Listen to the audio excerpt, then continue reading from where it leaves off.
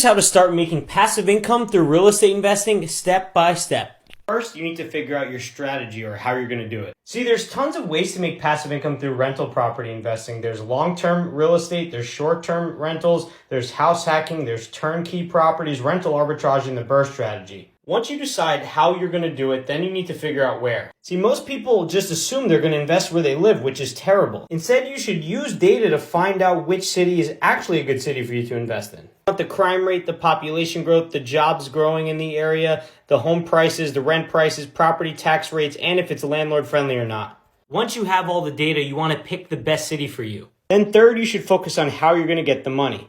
First, learn about the different loan options like FHA, VA, USDA, and hard money loans that allow you to put less money down. And then you want to take your phone, call the bank, and ask them for a mortgage and see if they'll give you a pre-approval letter. And last, you're going to want to analyze properties and make offers. You want to calculate for cash flow, which is just profit on the property. And you calculate that by taking the income and subtracting all the expenses. You want to keep doing this until you find a house that has a good return and good cash flow, and then you're going to make an offer right away. It might take you about 100 properties that you analyze before you find a good one. So you'll want to repeat this step until you find a house. Follow to learn how to make passive income through real estate investing for beginners.